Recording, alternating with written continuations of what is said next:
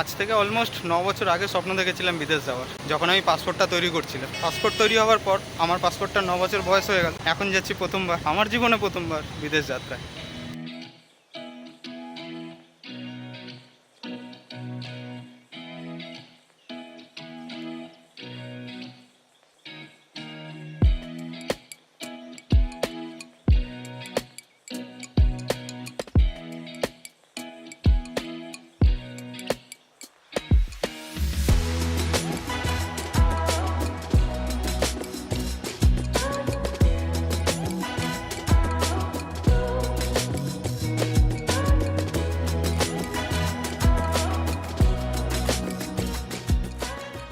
একজন ভ্রমণ পিপাসু হয়ে বিদেশ যাত্রার স্বপ্ন থাকবে না, সেটা হতে পারে না।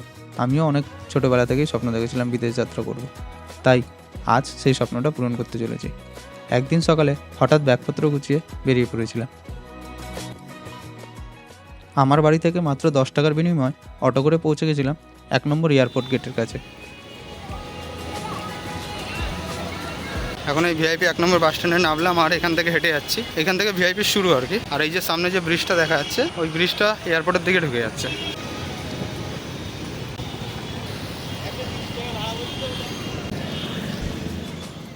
সামান্য 10 মিনিটে হাঁটা পর এটা যদি হেঁটে যাওয়া যায় তাহলে 2 থেকে 250 টাকা ট্যাক্সি ভাড়া বাঁচানো যেতে পারে।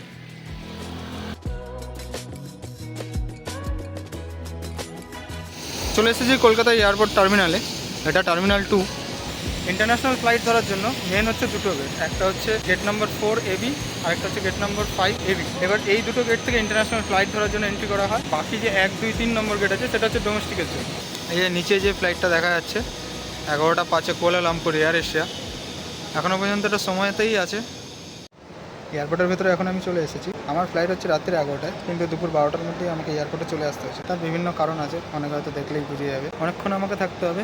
রাত্রিবেলা 7টা 7:30 নাগাদ কাউন্টার খুলে যাবে, তখন বোর্ডিং পাস নিয়ে নেবো। এবং রাত্রি 11টা 5-এ ফ্লাইট এখনও পর্যন্ত অন টাইম দেখাচ্ছে বলে। আর 10টার সময় আমার ছুটি হয়ে যাবে। 10টার সময় আমি ইমিগ্রেশন কমপ্লিট করে ভেতরে চলে যাবো। তারপরে 11টা 5-এ আরামসে আমি ফ্লাইটটা ধরে নিতে পারবো।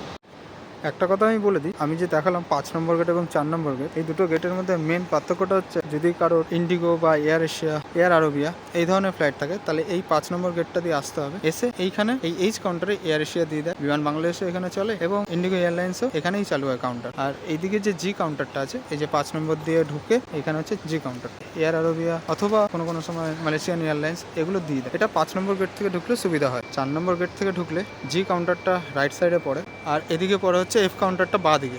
এমিরেটসগুলো এখানে দেয়, বাকি যতগুলো ফ্লাইট আছে এক্সট্রা সেগুলো জি কাউন্টারে বা এইচ কাউন্টারে দেয়। আমার ঠিক পেছনে এদিকটা হচ্ছে ইমিগ্রেশন। আজকে আমার সেই সৌভাগ্য হয়েছে যে ইমিগ্রেশনটা পার করে ওপরে যাওয়া। আমার পাসপোর্টে প্রথমবার স্ট্যাম্প লাগানো। বেসিক্যালি এই ফ্লোরের মধ্যেই আমরা সবাই কাজ করি। আর এটা হচ্ছে ইমিগ্রেশন এরিয়া। আজকে এখন আমার চেক ইন শুরু হবে। এটা জি কাউন্টার আর ওইদিকে হচ্ছে এইচ কাউন্টার। এইচ কাউন্টারে এয়ার এশিয়ার কাউন্টার শুরু হলে তখন আমি গিয়ে বোর্ডিং পাস নেবো এবং পরে এসে এইটা হচ্ছে ইমিগ্রেশন। এই ইমিগ্রেশন থেকে ইমিগ্রেশন সাকসেসফুলি কমপ্লিট করে ওপরে চলে যাবো। ওখান থেকে বোর্ডিং গেটে পৌঁছে যাবো, যেখান থেকে আমার প্লেনে বোর্ড করতে পারবো। এখন আমি বন্ধুর সাথে একটু গাড়ি রাইড করছি, অ্যাকচুয়ালি লিফট নিচ্ছি এখান থেকে। আর আমারও যেহেতু কাজ এখানে, তাই একসাথে বন্ধুত্ব হয়ে গেছে। আর এই বন্ধুটা আমার এই ট্রিপের রিগার্ডিং অনেক বড় বড় হেল্প করেছে, যেগুলো আমি আস্তে আস্তে বলবো কেন ভিডিও।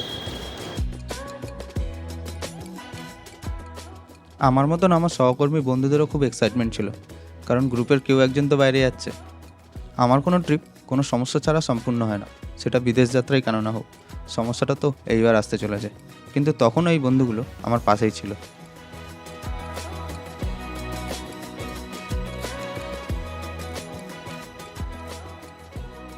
এই যে ডান দিকে কর্নারে সময় দেখা যাচ্ছে 7টা 40 বাজে। আর কুয়ালালামপুরের ফ্লাইটটাই এখন ডিলে।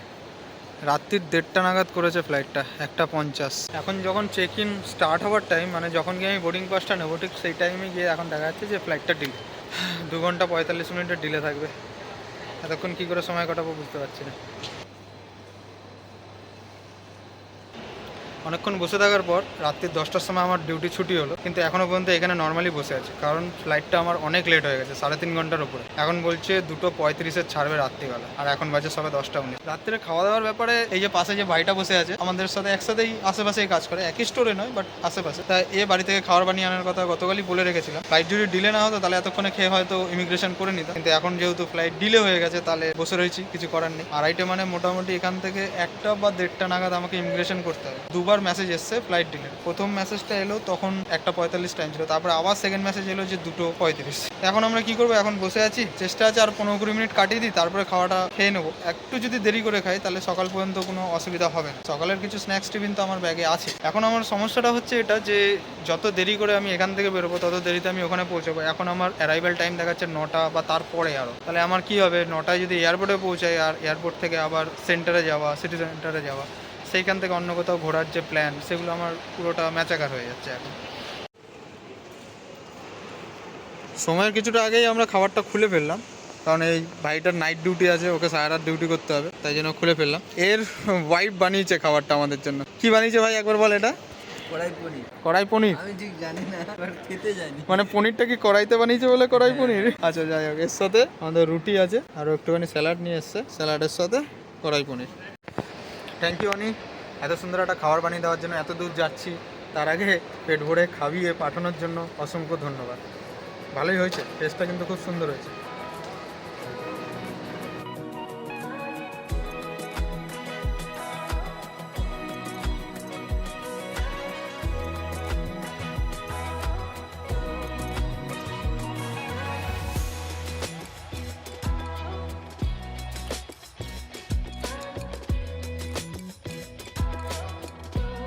মোটামুটি এখন 11:30 কাছাকাছি বাজে।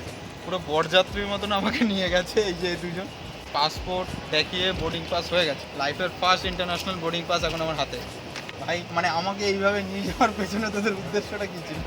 ভিআইপি ট্রিটমেন্ট দিচ্ছি যাতে তোমার ভিআইপি লাগে নিজেকে মনে করো। কোলে ব্যাগ নিয়ে একদম ভাবলো যে এটা একটা ভিআইপি এসছে, আর গিয়ে জিজ্ঞাসা করলো। সত্যি সত্যি চেক ইন কাউন্টারে বলছে যে আপনি কি কোনো ভিআইপি নাকি এই গাড়ি করে এসছেন। এটা আলাদাই একটা অনুভূতি ছিল। এই এটা আমার বোর্ডিং পাস, ফ্লাইট নাম্বার থেকে শুরু করে পিএনআর, গেট নাম্বার দিয়েছে আর সিট এই যে 7F উইন্ডো সিট আছে, এটা জোন 3।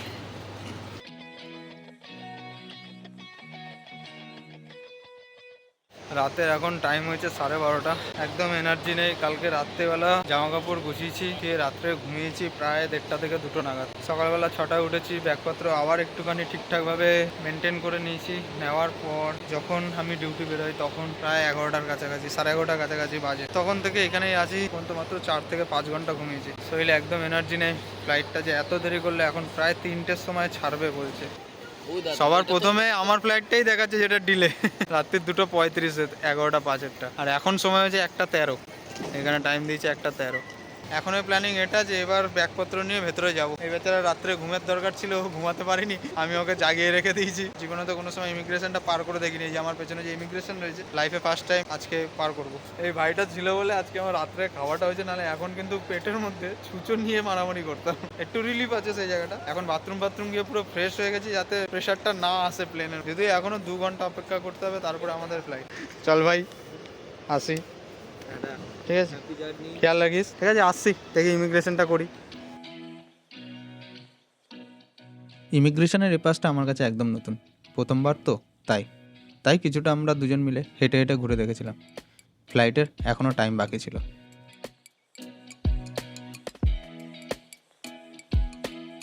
সময় হচ্ছে 2:05 বাকি। সবে মাত্র পাসপোর্টটায় স্ট্যাম্প লাগিয়ে ভেতরে ঢুকলাম। ফার্স্ট ইন্টারন্যাশনাল স্ট্যাম্প লেগেছে আমার পাসপোর্টে। সব বন্ধুরা হেল্প করেছে সত্যি। আর এ তো মানে দুপুর 2টো থেকে আমার সাথে আছে, এখনও ঘুমাতে যেতে দিইনি আমি। আর কিছুক্ষণ পর ছেড়ে দেবো। ফ্লাইটটা নামবে, মানে যেটা মালয়েশিয়া থেকে আসছে সেটা নামবে আর আগামী 9 মিনিটের মধ্যে, এবং সেই ফ্লাইটটাই আমাদেরকে নিয়ে যাবে।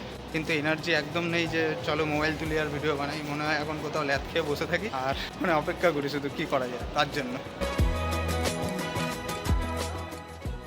আরও 10-15 মিনিট অপেক্ষা করার পর দেখলাম আমাদের ফ্লাইটটা নেমেছে এবং সেটা বের দিকে আসছিল। আমার বন্ধু তন্ময় সারাদিন আমার সাথেই ছিল একদম শেষ পর্যন্ত, যতক্ষণ না পর্যন্ত আমি বোর্ডিং করেছি।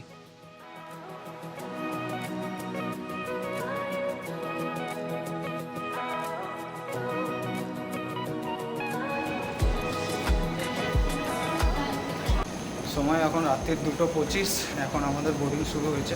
শরীরে আর এনার্জি নেই।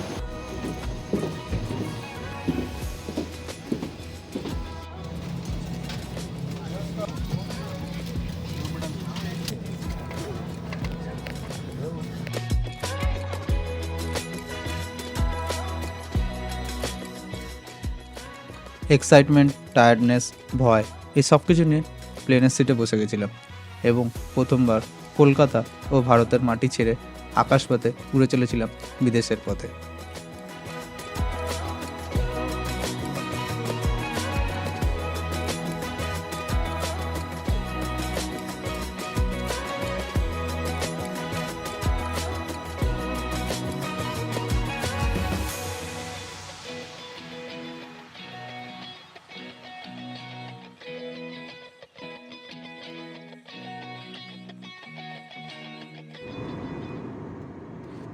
টায়ার্ডনেসের জন্য রাত্রেবেলার সিটে বসে ঘুমিয়ে পড়েছিলাম একটু।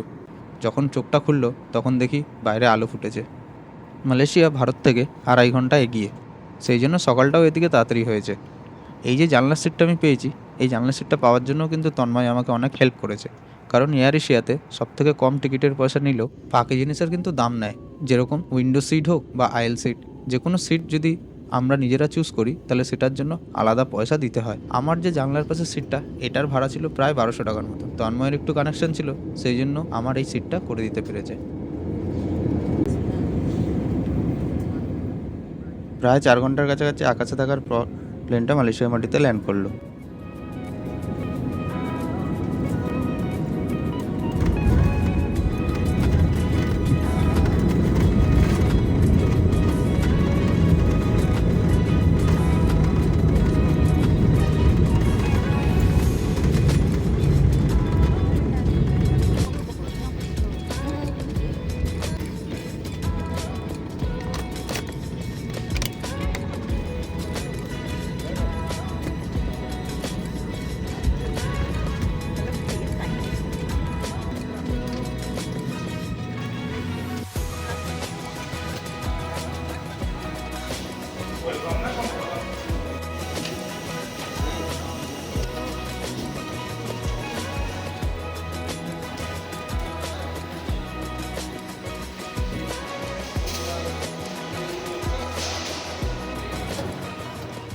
এয়ারপোর্টে নেমেই সবার প্রথমে সবাই যাচ্ছিল ব্যাগ কালেকশন করতে।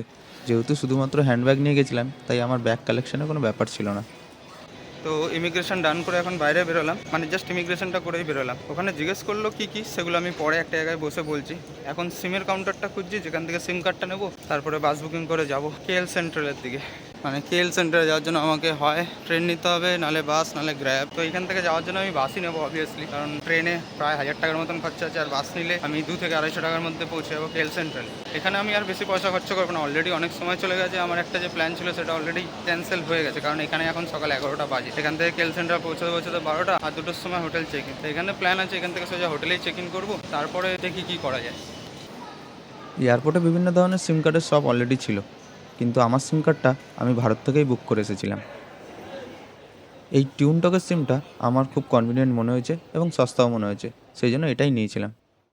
সিমটা আমি বুক করেছিলাম ক্লুক অ্যাপ থেকে। নিজের দেশ থেকেই আমি এই সিমটা বুক করেছিলাম এবং পেমেন্ট করেছিলাম ইন্ডিয়ান রুপিসেই। নিজের ক্রেডিট কার্ড দিয়ে পেমেন্ট করা যায়। এখানে 15 দিন অথবা 30 দিন, 40 জিবি অথবা 150 জিবির অপশন ছিল। যেহেতু আমি 10 দিনের মতন থাকবো, তাই ভেবেছিলাম আমার নেটটা বেশি লাগবে, তাই 30 দিনের প্ল্যানটা আমি চুজ করে নিয়েছিলাম, যেটাতে 150 জিবি দিচ্ছিল এবং টোটাল প্রাইস আমি পে করেছিলাম 751 টাকা ভারতীয় টাকায়। এখানে এসে বসলাম এক জায়গায়, মোটামুটি অনেকক্ষণ দৌড়াদৌড়ি করলাম। ইমিগ্রেশন করতে করতে আমার হয়ে গেছিলো 1 ঘন্টার কাছাকাছি। অনেক লাইন, অনেকগুলো প্লেন একসাথে, আর তার উপরে সকালবেলার টাইম, সবাই এই টাইমের মধ্যেই এসেছে। হাঁপিয়ে গেছে আর কি। সকালবেলা প্রথমে ফ্লাইট থেকে নেমেই আগে ব্রাশ করেছি, ফ্রেশ হয়েছি, একটুখানি টয়লেট আদি যা যা ছিল সেগুলো কমপ্লিট করেছি। ইমিগ্রেশন সম্বন্ধে বলতে ইমিগ্রেশনে সেরকম কোনো জিজ্ঞেস কিছু করলো না, শুধু আমার কাছে হোটেল বুকিংটা দেখতে চাইলো, পাসপোর্ট আর ডিজিটাল অ্যারাইভেল কার্ডটা। টাকা পয়সার কথা, অ্যাকাউন্টের কোনো কিছুই প্রশ্ন করলো না। মাঝে ইমিগ্রেশন করার ঠিক আগে একজন আমায় ধরেছিল, যেহেতু আমি একা এসেছি। ইন্ডিয়ান্স থেকে একটুখানি ওরা মানে একটুখানি ডাউট ফিল করেছিল, এই জন্য আমাকে আলাদা করে সাইডে এক জায়গায় নিয়ে গেছিলো। বলছি যত ডকুমেন্টস আছে দেখো। আমি ডিজিটাল অ্যারাইভেল কার্ড দেখিয়েছি, পাসপোর্ট দেখিয়েছি, রিটার্ন ফ্লাইট টিকিট দেখিয়েছি, হোটেল বুকিং দেখিয়েছি। আর সেম জিনিস আমাকে আবার ইমিগ্রেশনে করতে হয়েছে। তো ইমিগ্রেশনে সব কিছু দেখিয়ে যখন সব স্যাটিসফাইড হয়েছে, মেলে আমার হোটেল বুকিংগুলো দেখিয়ে দিচ্ছে। আর একটা হোটেল বুকিংয়ের তো পুরো পেমেন্ট করা রয়েছে, বাকি দুটো হোটেল বুকিংয়ে গিয়ে পেমেন্ট করতে হবে, এরকম বুকিংগুলো রয়েছে আর কি। তো সেগুলো আমি পরে বলবো। আর আজকে যেহেতু ফ্লাইটটা আমার নেমেছে 9:30, আমার সকালবেলা প্ল্যান ছিল যে 5:30 নামবে, এখান থেকে বাস ধরে কেএল সেন্টারে চলে যাবো, সেখান থেকে বাটুকে চলে যাবো, সকালবেলা টাইমটা ইউটিলাইজ হয়ে যাবে আর দুপুর 2টোর সময় এসে হোটেলে চেক ইন করো। তো সেটা তো আর হলো না। এখন যে এয়ারপোর্টে নামলাম, ইমিগ্রেশন করলাম, ততক্ষণে প্রায় অলমোস্ট 10:30 বেজে গেছে। তো অ্যাফোর্ডেবিলিটির জন্য আমি টিউনটকের সিমটা নিয়েছি। আমি এখানে জাস্ট এসেছিলাম, কাউন্টারে এসে ভাউচারটা দেখালাম, যে ক্লুকের মাই বুকিংসের মধ্যে যে ভাউচারটা রয়েছে, ভাউচারটা দেখলো, ওরা জাস্ট আমাকে সিমটা দিয়ে দিল। সাথে সাথেই চালু হয়ে গেছে। গত 2 দিন ধরে পুরো জেগে আছি। আর 2 রাত্রে মোটামুটি ঘুম আমার সব মিলিয়ে 48 ঘন্টার মধ্যে হয়তো 4 থেকে 5 ঘন্টাই হয়েছে। ফ্লাইটে তো ঘুম আর হয় না। তো এখন এখানে নেমে সিমটা নেওয়ার পর রেড বাস ইনস্টল করেছি। রেড বাসে যে নতুন এখানকার মালয়েশিয়ার সিমটা যে পেয়েছি সেটা দিয়ে লগ ইন করে রেড বাস অ্যাপ থেকে আমি বাসটা বুকিং করেছি। কেন আমি এটা করলাম, মানে এখানে যদি আমি ডাইরেক্ট বাস বুকিং করতে যেতাম তাহলে 13 থেকে 15 রিঙ্গিট আমার এখান থেকে কেএল সেন্টার লাগবে। যেহেতু সিমটা নতুন আর নতুন অ্যাকাউন্ট হলে একটা কুপন সব অ্যাপেই দেয়, তো আমি সাথে রেড বাসটা ইনস্টল করার পর আমাকে একটা কুপন দিল, যেটাতে আমি 9.1 রিঙ্গিটে এখন কেএল সেন্টারে চলে যাবো। আমার বাসটা বুকিং হয়ে গেছে। এখনও পর্যন্ত আমার সব রুপিসে খরচা হচ্ছিল, এবার আমার খরচা শুরু হয়েছে রিঙ্গিটে। আর এই যে বাস বুকিংটা, এটা আমি ক্রেডিট কার্ড থ্রুতে করেছি। আমি ম্যাক্সিমামটাই ক্রেডিট কার্ড থ্রুতে করবো। এখন এখান থেকে বেরিয়ে সোজা হোটেলে যাবো, কারণ একটুখানি নিজেকে রেস্ট দেওয়াটা দরকার। বাইরে জাস্ট আমি এইদিকে গেলেই, এটা হচ্ছে বাইরে আউটসাইড, এর বাইরেই আমার বাস আসবে। কিন্তু এখন বাজে 11:05 আর 11:45 যেহেতু আমার বাস, আমি এখান থেকে 11:20 বা 25 নাগাদ উঠে রওনা দেবো ওখানে। কিছুক্ষণ তার আগে এখানে রিল্যাক্স করি, আর যদি বাথরুম যাওয়ার থেকে এখান থেকে মানে চলে যাবো আর কি। তা এইটা হচ্ছে এক্সিট গেট, মানে এখানে কাঁচের দরজা আছে, বাইরে গেলেই বাস ওখানে দাঁড়ায়। আর এটা একটা সিটিং এরিয়া। এটা এয়ারপোর্ট তো নয়, পুরো মানে 50-60খানা মল একবারে মেলালে যা হয় তাই। এদিকে গেলে তো আরও অনেক শপস আছে, অনেক কিছু আছে। বাসের কাউন্টারগুলো ওইদিকেই আছে, আমাকে ওই দিক থেকেই বেরোতে হবে। যাওয়ার সময় ওই দিকটা দেখাবো। আর জাস্ট এখানটা এখন সিটিং এরিয়াতে বসে আছি। এটা একদম গ্রাউন্ড লেভেলে আছে। আমার অ্যারাইভেল হয়েছিল ওপরে, আর ওই সিঁড়িটা দিয়ে আমরা নিচে এসেছি। বাস বুকিং তো হয়ে গেছে, এবার যাই বোর্ডিং পাসটা কালেক্ট করতে। এখানে বাস ধরার জন্য কিন্তু বোর্ডিং পাস নিতে হয়। এখন সেদিকেই যাচ্ছি। আমার যে বাসটা আছে সেই কোম্পানির বাসটা দেখি আগে কোনটা, সেই বাসের কাউন্টারে যেতে হবে আমার।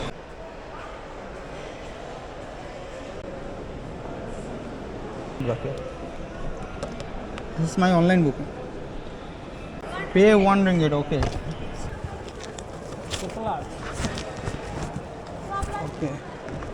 So এখানে বোর্ডিং পাস নেওয়ার জন্য আবার 1 রিঙ্গিট করে terminal fee 1 ringgit. 15 minutes left. Thank you.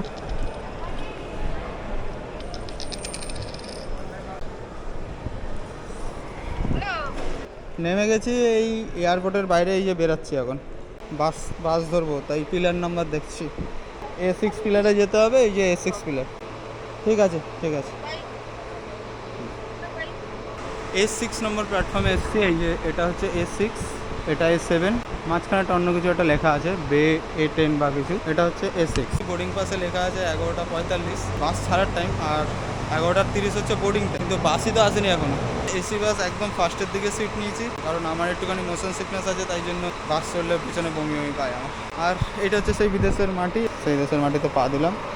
অনেক ছোটোবেলা থেকেই ভেবেছিলাম বিদেশ যাব, এবং যখন বুঝেছিলাম বিদেশটা কী জিনিস হয়, তখন থেকে বুঝেছিলাম যে মালয়েশিয়া যাব।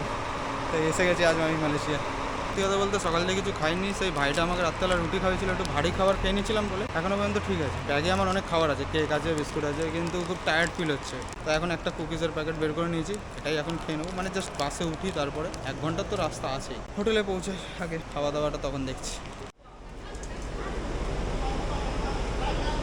না, এটা মনে হয় সেই আমাদের বাস নয়। কটা টাইম কত হচ্ছে দাদা? 40, তাহলে এখনো 5 মিনিট আছে। আই থিঙ্ক এটা ডিপার্ট হবে, দেন ঢোকাবে। এটা কিন্তু A6-এরই বে। এটা যেরকম এখানে না বাস নাম্বার নেই। বাস নাম্বার তো এখানে কি ইউটি আছে। স্যার এক্সকিউজ মি স্যার,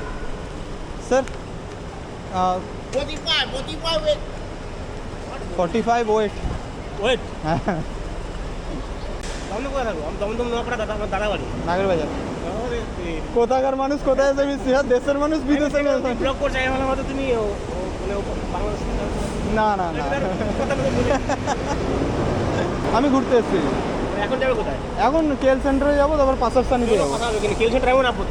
আমার তো একদম ফার্স্টে সিট নিয়েছি আমি। একই জায়গায় নাবো। হ্যাঁ চলো।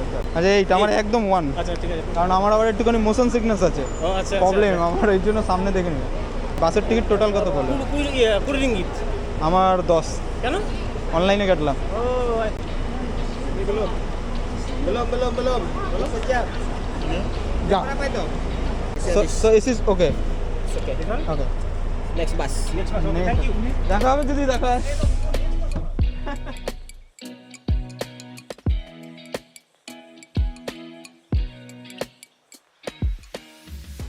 শেষমেশ আমার বাস ছাড়লো, রওনা দিলাম কেএল সেন্ট্রালের উদ্দেশ্যে। সেখানেই কিন্তু আমার ডেস্টিনেশন নয়, ওখান থেকে আবার ট্রেন ধরতে হবে পাসারসানির জন্য।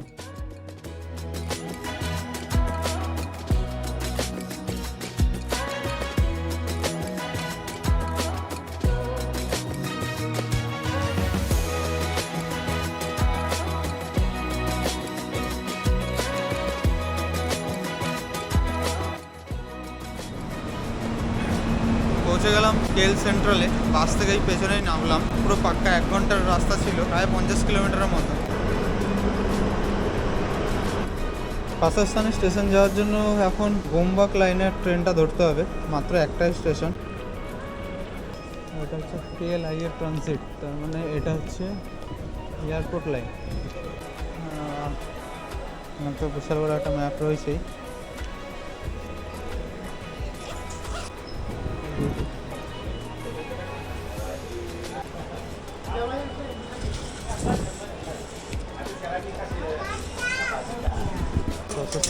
চেঞ্জ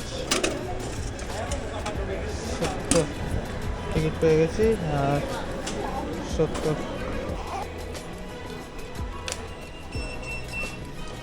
পুরো টায়ার্ড ভরা দিন যাচ্ছে আমার। টিকিট কেটে নিলাম, 2 রিঙ্গিট দিয়েছিলাম, খুচরো পয়সা ফেরত দিতে চাই।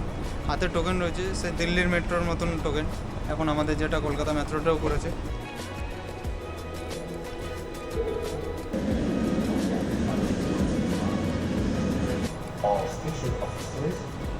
যেরকমটা ভিডিও শুরুতে বলেছিলাম, আজ একটা বড় শহর থেকে বেরিয়ে আরেকটা বড় শহরে পৌঁছানো।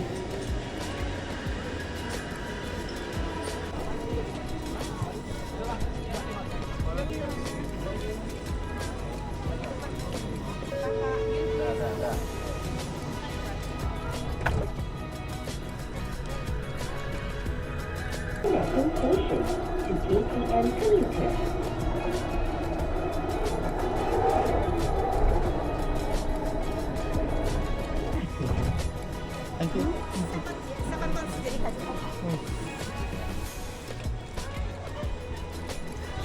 এখান থেকে 260 মিটার বলছে, হেঁটে 4 মিনিট লাগবে স্টেশন থেকে।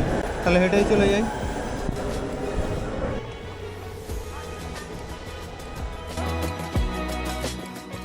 আমি আমার হোস্টেল বুক করেছিলাম পাসারসানিতে। এখান থেকে আর মাত্র 10 মিনিটের রাস্তা, স্টেশন থেকে হাঁটা পথেই। এই ভিডিওটা অনেকটাই লম্বা হয়ে গেছে, স্টোরিটা পরের ভিডিওতে কন্টিনিউ করব। তাহলে দেখা হবে আমার পরের ভিডিওতে।